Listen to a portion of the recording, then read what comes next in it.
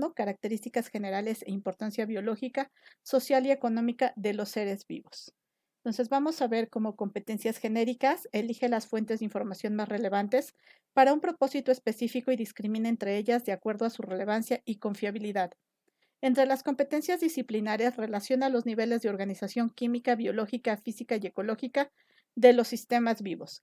Y dentro de los aprendizajes, plantea las características y clasificación de los seres vivos de su contexto, reflexionando sobre su importancia biológica, económica y social. Los contenidos temáticos que se van a abordar en este tema es las características generales e importancia biológica y social económica de los seres vivos, tomando en cuenta que los dividimos en dos superreinos, el reino Procaria, que agrupa a los organismos procariontas sin núcleo, y los cuales se dividen a su vez en dos reinos, el de Arquebacteria y Eubacteria. En tanto que el dominio o superreino Eucaria, que agrupa a los organismos con células eucariontas que sí van a presentar núcleo, se va a subdividir a su vez en 5 reinos, que es el protozoa, cromista, fungi, plante y animale. Ok, entonces volvamos a recordar. Quedamos que tenemos dos divisiones, el procaria y el eucaria, donde en procaria vamos a encontrar a eubacteria o bacteria, arquea o arquebacteria, y en el eucaria vamos a tener a los cromistas, protozoas, plantas, fungi y animales. En el caso de las bacterias, son organismos procariontes, es decir, que carecen de núcleo, no presentan organelos membranosos, su pared celular está compuesta de peptidoglicana, su reproducción es asexual por fisión binaria o gemación y son pequeños, es decir, los tamaños oscilan entre 1 y 10 micrómetros. La morfología que pueden tener las bacterias es muy variada, desde formas redondeadas a los cuales vamos a denominar cocos, formas alargadas que les llamamos bacilos, que viene del término bastón, formas en forma de espirales que se denominan espirilos o en forma de coma llamados vibriones. Ahora, también por la forma en la que se agrupan estas bacterias o estos organismos se pueden dividir de diferente forma. Por ejemplo, los diplococos siempre se agrupan de 2 en 2. Entonces, por eso se llaman diplo, que los estreptococos son organismos coquitos, tienen forma redondita, pero se agrupan en forma de largas cadenas. Incluso podríamos también estreptobacterias. Estas también se van a agrupar en forma de largas filas o cadenas, como lo estamos viendo en esta imagen. ¿Están de acuerdo? Y los estafilococos son coquitos que se agrupan como si fueran racimos de uvas. Entonces, todos esos los estamos tomando en cuenta dentro de su clasificación. Una parte importante de la clasificación de las bacterias es la forma en la que se tiñen de acuerdo al Gram. Entonces, de acuerdo al Gram, vamos a dividirlas en Gram negativos y Gram positivos. Los Gram negativos presentan una doble membrana lipídica, que ya vimos el semestre pasado en célula, y solamente tienen una capa de peptidoglicana muy pequeña, lo que hace que el colorante de Gram penetre, no llegue a la segunda capa y entonces cuando ponemos el alcohol se libera o se elimina y tiene que ser teñido por el colorante secundario o safranina, que les da una coloración rosada. En tanto que los organismos gram negativos tienen una capa de peptidoglicana sumamente gruesa y entonces esto va a hacer que el colorante de gram penetre y se quede atrapado dentro de la peptidoglicana. Entonces, aunque poniendo el alcohol en poco tiempo, hace que este colorante no se pierda y entonces se tiñen de color morado. ¿Qué importancia tienen las bacterias? A nivel industrial pueden ser productoras de fármacos. Un ejemplo de estos es Streptomyces, ya que a partir de esta familia se obtiene la streptomicina. A nivel biotecnológico, una de las bacterias más utilizadas es Escherichia coli. Este organismo se encuentra dentro de la flora bacteriana de nuestro intestino. Entonces, cuando está bien, nosotros estamos sanos, digerimos bien nuestros alimentos, no tenemos ni diarreas, ¿están de acuerdo? Y a nivel biotecnológico, esta bacteria, que es de muy fácil cultivo, se puede utilizar para hacer que produzca proteínas recombinantes de otros organismos. Por ejemplo, podríamos ponerle la insulina, se le inyecta al genoma del Escherichia coli y entonces ahora a partir de crecer esta bacteria estamos produciendo insulina, que llamamos insulina recombinante, que es la que se utiliza para el tratamiento de pacientes con diabetes. En la industria alimentaria, por ejemplo, también utilizamos muchas bacterias como los lactobacilos, que se utilizan como probióticos y en la producción de quesos y yogures. El Yakult que muchas veces ustedes compran y se toman contiene lactobacillus. A nivel agrícola también va a tener una importancia relevante, ya que bacterias como Rhizobium, Azobacter y Azospirillum son importantes para fijar el nitrógeno y aumentar la disponibilidad de minerales como el fósforo, calcio y magnesio para las plantas. Por lo tanto, se requieren como si fueran biofertilizantes o para mejorar las características de la tierra en las zonas de cultivo. A nivel de salud, también van a ser importantes, ya que algunos de estos son causantes de enfermedades, es decir, son patógenos, tanto para los humanos, los animales, como el cultivo. Un ejemplo de estos es la salmonela, causante de la salmonelosis, que cuando vamos a comer taquitos o cosas ahí en la calle, bien ricas, pues nos puede dar una diarrea muy divertida con fiebre causada por salmonela. Ok, veamos otro de los reinos, el arquea. Arquea o arquebacteria pertenece al superreino de Procaria, que ya habíamos dicho que son células sin núcleo. ¿Están de acuerdo? Son procariontes. Pero aquí una característica que tiene es que su pared celular no presenta peptidoglicana, sino pseudopeptidoglicana y más comúnmente tiene una capa paracristalina conformada de proteínas y glicoproteínas.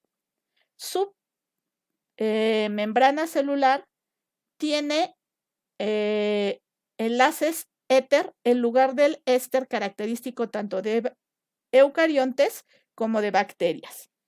Y estas características les hace que se logren desarrollar en ambientes extremos. Por esta razón también a las arquebacterias se les conoce con el término de extremófilos, ya que pueden crecer a altas temperaturas, temperaturas muy bajas, condiciones de salinidad, es decir, sal muy alta, pHs muy altos o muy bajos. Por eso se llaman extremófilos. ¿Qué importancia tienen? Normalmente su importancia es sobre todo ahorita a nivel biotecnológico, ya que a partir de estos organismos se pueden extraer enzimas para la realización de ciertas reacciones químicas en condiciones extremas. Por ejemplo, quedamos a alto pH o alta temperatura. En esta cuestión de alta temperatura, uno de los más ocupados es la enzima de Thermus aquaticus. Thermus aquaticus es un organismo que, como su nombre lo dice, crece en aguas a altas temperaturas, por ejemplo, en los geysers o en zonas de fumarolas acuáticas. Y de aquí le han sacado su DNA polimerasa y hacemos pruebas de diagnósticos que se llaman PCR, reacción en cadena de la polimerasa.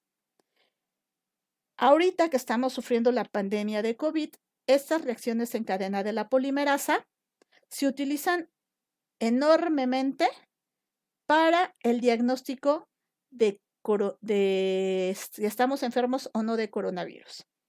También tenemos bacterias metanogénicas. Estas bacterias metanogénicas, su nombre lo dice, metano y genos, sintetizan metano a partir de materia orgánica. Sobre todo se utilizan en el tratamiento de aguas residuales.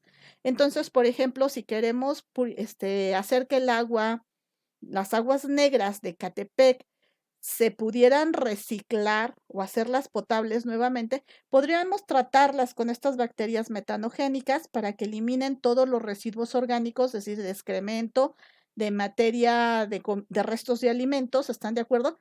Y a la vez, a partir de eso, producir biogás que nos puede servir para sintetizar luz, producir energía luminosa, quemarla o en un momento dado para calentar nuestros boilers o nuestras estufas. Bien, entonces tenemos varias aplicaciones de estas. Y a nivel ecológico también son sumamente importantes, ya que nos permiten restaurar sistemas dañados. Por ejemplo, sistemas que están a condiciones de alta basicidad o de alta acidez, los van restaurando. Ok, vamos a ver, entremos ahora a analizar el reino protozoa. Los protozoa son organismos, ya ahora sí, del superdominio o superreino Eucaria. Entonces, son organismos que presentan núcleos. Si vemos aquí en la foto, aquí tiene el paramecio en su núcleo, euglena, amiba. Entonces, son organismos nucleados. Pero todos tienen una característica, son unicelulares. Y si se acuerdan, habíamos dicho que unicelulares significa que están conformados por una sola célula. Entonces, todo esto es una célula, una célula, una célula, una célula. Hay muy pocos de estos que serán multicelulares. ¿Están de acuerdo? La mayoría son unicelulares. Y otra característica que tienen, viven en agua y medios húmedos. Entonces les gusta la humedad, les gusta vivir en charquitos. Su reproducción es básicamente fisión binaria, asexual, es decir, de una célula se divide en dos. Tenemos en total 16 filums, que aquí están listados, entre los que podemos destacar ameba y euglena. Ok, entonces podemos checar aquí algunos organismos como estos. Algunas amibas son de vida libre, otras amibas son parásitas. Giardia, que es un parásito flagelado. Paramecium es organismo ciliado de vida libre. Aquí tenemos su núcleo. Y por ejemplo, estos tres son 4, más bien 1, 2, 3, 4, son microscopías electrónicas y aquí podemos ver una microscopía óptica con un microscopio común y corriente de uno de estos protozoas. Vean, aquí está una sola célula, aquí está su núcleo y se encuentran aquí infectando nuestras células sanguíneas. Entonces es un parásito de la sangre. Este es Trypanosoma gambiense, causante de la enfermedad del sueño en el África. Pero en México también existe un parásito similar de la misma familia, que es Trypanosoma cruzi. Este Trypanosoma cruzi es causante de la enfermedad de Chagas o la enfermedad del chiclero, que es muy común en el sureste de nuestra república. Entonces, ¿qué importancia tiene este grupo? A nivel ecológico es un eslabón de la cadena alimenticia, ya que forma parte del zooplancton. Son depredadores naturales de bacterias, principalmente de gram negativas. Y muchas de las gram negativas se encuentran sobre todo colonizando los intestinos de los animales. Entonces, una vez que nosotros hayamos en un momento dado tratado con este tipo de bacterias, podemos poner después estos protozoas para que se coman a las bacterias y de esta forma reciclen los nutrientes y vamos poco a poco purificando el agua. ¿Están de acuerdo? Un ejemplo muy utilizado es rodiolaria. A nivel industrial son utilizados como bioinsecticidas y de transformación nuevamente en el tratamiento de aguas residuales y bioremediación. En la salud, tenemos también importancia porque son agentes infecciosos. Muchos de estos son, por ejemplo, las amibas. También si vamos y comemos unos taquitos, nos agarramos una amibiasis bien padre. Otra, el Plasmodium falciparum, nos va a causar la malaria, que si nos vamos, por ejemplo, a la playa y nos pica un condenado mosquito y nos da fiebres altas, elevadas y variables, esto nos va a provocar la malaria. Entonces vean que sí tiene bastante importancia también este grupo. Entremos al reino cromista.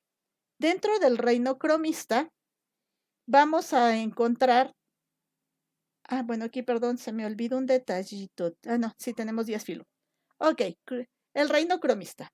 En el reino cromista vamos a ver que también son células eucariotas, son células que no presentan núcleo celular. Son organismos unicelulares, pero también ya empiezan a aparecer pequeños organismos multicelulares, como es el caso de las algas, sobre todo las algas pardas. También viven en agua y ambientes húmedos y también su reproducción es básicamente asexual, generalmente por fisión binaria también. Se clasifican en 13 diferentes filums, por eso estos organismos, los cromistas y los protozoas, no tienen órganos reproductores.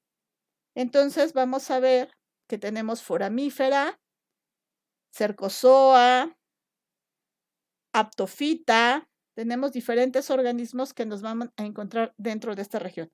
Ahora, una característica es que son autótrofos, como habíamos dicho. Autótrofo significa que sintetizan su propio alimento.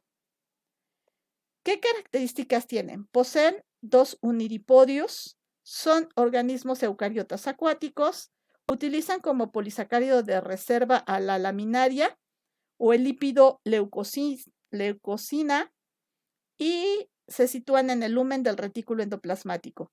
Muchos de ellos, como quedamos, son autótrofos, presentan cloroplastos y los que no son autótrofos presentan cromóforos o organelos celulares que acumulan células cromafines que les dan un cierto color y podemos tener diferentes clasificaciones. ¿Están de acuerdo? Vean, aquí tenemos ciertos organismos muy bonitos, vean, hay unos que son muy bonitos, son todos microscópicos, unicelulares, acá tenemos su núcleo, en otros no es tan claro, aquí está el núcleo, acá tenemos nuestro núcleo, vean, esta es una pequeña alguita unicelular, y aquí tenemos una alga parda, que aquí ya hablamos de organismos multicelulares. ¿Qué importancia tiene? A nivel ecológico también es un eslabón muy importante en la cadena alimentaria, pues ya que forma parte del fitoplancton, productores de materia orgánica a través de la cual se pueden alimentar pequeños organismos como el krill, organismos marinos, muchos de estos se encuentran en mares o lagos, y la mayoría del oxígeno que se produce en nuestro planeta no es producido por las plantas terrestres, chaparritos, sino la gran mayoría es producido por este grupo, por los cromistas, por nuestras algas y estas células microscópicas.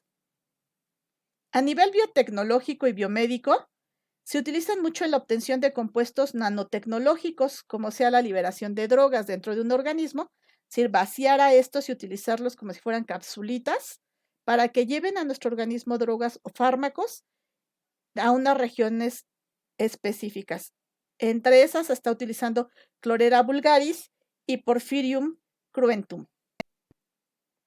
Ok, vamos a entrar a explicar otro género más, el género de los fungi o los hongos, que todo esto ustedes lo vimos y lo platicaron mucho el semestre pasado en su proyecto, entonces nada más es un pequeño recordatorio.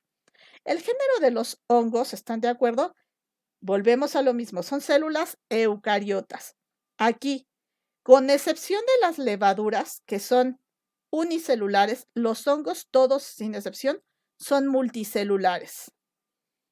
No presentan clorofila, entonces son heterótrofos, necesitan consumir materia orgánica de otros organismos. Tienen reproducción tanto sexual, a través de gametos, como asexual, pero en la asexual se reproducen por medio de esporas. Es una característica bien particular de los hongos, tienen reproducción por esporas, ¿ok? Presentan cuerpos filamentosos los multicelulares y ramificados, y las paredes celulares de estos organismos están protegidas o están conformadas de quitina. Entonces, son características bien importantes por las cuales vamos separando a estos organismos. Se cree que aparecieron hace 8,000 millones de años y se calcula que hay más de 250,000 diferentes especies de hongos. Su alimentación es generalmente saprófitos, se alimentan de materia orgánica secretando enzimas o parásitos, ya que viven a expensas de otros organismos. Entonces veamos, aquí tenemos por ejemplo la imagen de Saccharomyces cerevisiae, vean, parece un globito, aquí el centro es un núcleo, y este es productor de la cerveza, de ahí viene su término Saccharomyces cerevisiae. Aquí tenemos Amanita muscaride, que es el hongo de los pitufos, y es muy utilizada, por ejemplo, por algunos brujos, chamanes de nuestras etnias indígenas, ya que se utilizan para rituales religiosos al ser hongos alucinógenos. Nada más que hay que tener cuidado con las dosis porque son venenosos. Y Microsporidium caninum, canis, perdón, Microsporidios canis, que es productor de dermatitis en perros. Entonces veamos, ¿qué importancia puede tener este grupo de organismos? Pues a nivel industrial tiene muchísimos y muy variados. ¿Están de acuerdo? A nivel farmacéutico, podemos hablar de que algunos de ellos me sirven para obtener antibióticos, como sea penicilum, obtenemos la penicilina. A nivel alimenticio, muchas de las levaduras, lo que vimos hace rato, Saccharomyces cerevisiae, me va a servir para producir cerveza, vinos, pan. Tenemos los hongos comestibles como los champiñones, algunas setas. A nivel ecológico, son degradadores de materia orgánica, entonces en las selvas, en los bosques, el hecho que hayan estos hongos permite la recirculación de los árboles, animales que mueren en estas regiones y pueden terminar de ser degradadas. Entonces son degradadores. A nivel de salud, obviamente son muy importantes ya que causan enfermedades también, tanto en cultivos, animales y humanos. En los humanos y en los animales, las más comunes son las dermatomicosis, ¿están de acuerdo? El pie de atleta es un ejemplo de una dermatomicosis. Muy bien, veamos ahora el reino plantae. En el reino plantae, volvemos a lo mismo, son células eucariotas que van a presentar núcleo, pero aquí vean, todas son pluricelulares. Todos son pluricelulares. ¿Están de acuerdo? Entonces van a estar organizadas en tejidos y a su vez en órganos. Eso es a lo que se refiere. Su alimentación son autótrofos, producen su propio alimento y son autótrofos ya que presentan cloroplastos dentro de su estructura celular que vimos el semestre pasado. Todas las plantas presentan cloroplastos y estos cloroplastos tienen clorofila B, a diferencia de los cromistas. En cromistas van a tener clorofila A y C. Las plantas tienen clorofila B y realizan la fotosíntesis, que es la transformación del dióxido de carbono, el agua y la energía solar en alimento, en glucosa. ¿Están de acuerdo? Ok, entonces se calcula que tenemos 3000 diferentes especies de plantas. Se cree que aparecieron hace 400 millones de años y se clasifican en 8 filum. La reproducción en las plantas puede ser asexual y sexual también. Y entonces vamos a ver un poquito de cómo. La clasificación más gruesa de las plantas es dividirlas en plantas inferiores o aquellas que no tienen ni flores ni semillas y por lo tanto se reproducen por hongos. Tienen reproducción sexual y asexual, pero presentan una forma de reproducción de esporas. Aquí vamos a tener a dos divisiones, lo que es las briofitas y las terofitas. Las briofitas son aquellas que no se les ve un tallo, una hoja y una raíz bien definida. En cambio, las terofitas ya presentan tanto tallo, hoja y raíz definida. En el caso de las plantas superiores, se dice que son superiores porque presentan flores y semillas. Y aquí se dividen en dos grupos. Gimnospermas, aquellas cuya semilla no está cubierta por un fruto, entonces se dice que no presentan frutos. Tal es el caso de los pinos y los cipreses, y aquellas cuya semilla está rodeada por un fruto. Y entonces aquí se van a llamar angiospermas. Las angiospermas a su vez se dividen en dicotiledóneas, donde la semilla tiene dos cotiledones, o monocotiledonas, donde la semilla presenta un solo cotiledón. Entonces aquí tenemos listados los diferentes filums que podemos encontrar en las plantas. Entonces son muy variados, ¿ok? ¿Qué importancia tiene? A nivel ecológico, pues obviamente son productoras de oxígeno, mantienen el suelo, regulan la humedad y contribuyen a la estabilidad del clima. Entonces, si nosotros desertificamos nuestro terreno, el suelo ya no se va a fijar y por lo tanto lo perdemos, erosiona nuestro terreno. Es lo que pasa aquí en Ecatepec, hemos talado muchos árboles para construir casas y cuando viene el aire se generan polvaderas por causa de la falta de estos organismos. ¿Están de acuerdo? A nivel alimenticio, pues también son sumamente importantes. Tenemos, por ejemplo, leguminosas, gramíneas, cereales, frutales, peras, ¿están de acuerdo? Maderables, donde obtenemos madera para construcción. Tal es el caso del abeto, la caoba, el cedro. A nivel cosmético, el azafrán, a partir del azafrán, podemos obtener un color rojo que nos permite hacer tinciones para lápices labiales, para colorantes de la piel, incluso que son mucho más benignos, no nos causan alergia, como es el caso de los colorantes artificiales. O la lavanda y la rosa, que se utilizan los extractos para hacer perfumes.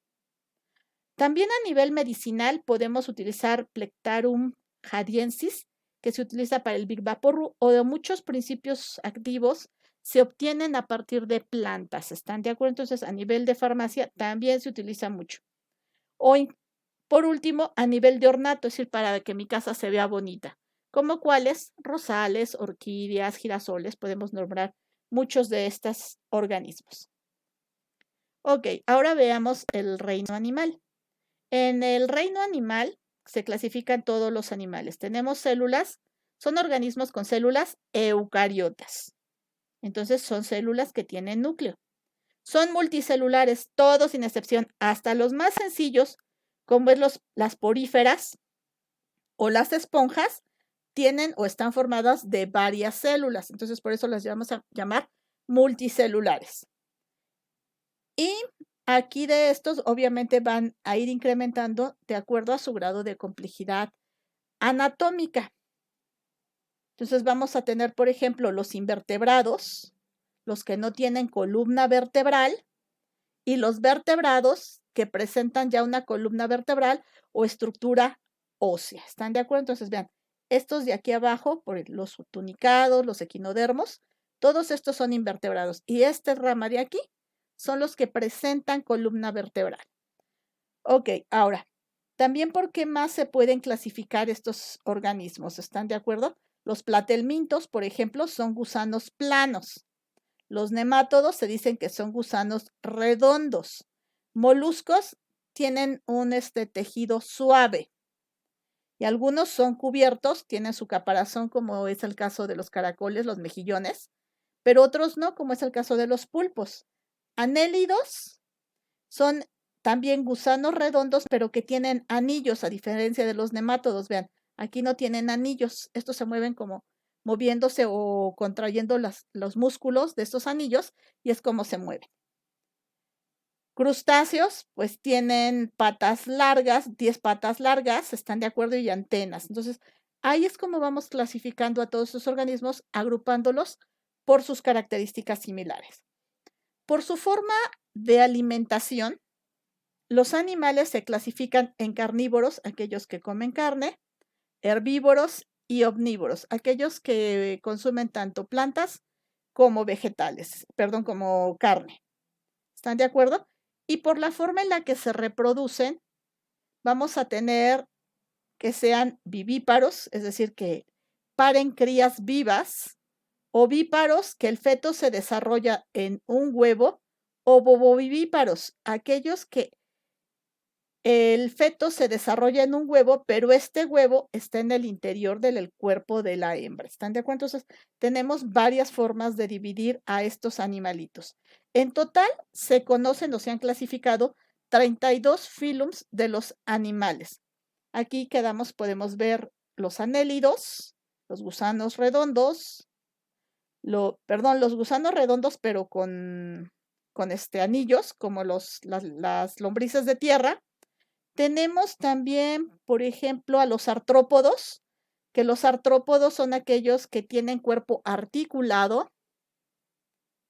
Tenemos a los cordata, que tienen cordón nervioso, y ahí todavía se dividen en muchos más. Vean, nosotros estamos entrando dentro de los cordata.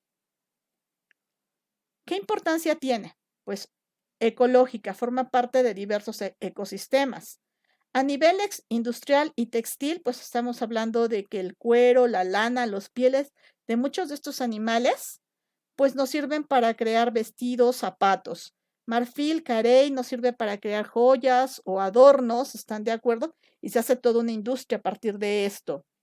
Alimenticio, simplemente todos los animales productores, ya llámese bovinos, ovinos, cerdos, aves, ¿están de acuerdo? Nos van a servir en ganadería, o bien piscícola, los peces, ¿están de acuerdo? Y todos los productos de origen animal que podemos obtener. Entonces, tiene una gran importancia. Además de que en la actualidad pueden ser utilizados hasta para el rastreo de bombas, para ayudar a los ciegos a tener una guía y obviamente como animales de compañía. Gatos, perros, ahora tenemos hasta serpientes, cosas, ya animales de compañía raros. Lo más común estamos hablando de perros, gatos, canarios a lo mejor, ¿ok? Bueno, espero que hayan aprendido mucho y ahora digamos, ¿cómo estarían, en qué rama de esto estarían clasificados? Y más que ustedes, ¿cómo clasificarían a los animales de los cuales están haciendo su proyecto integrado?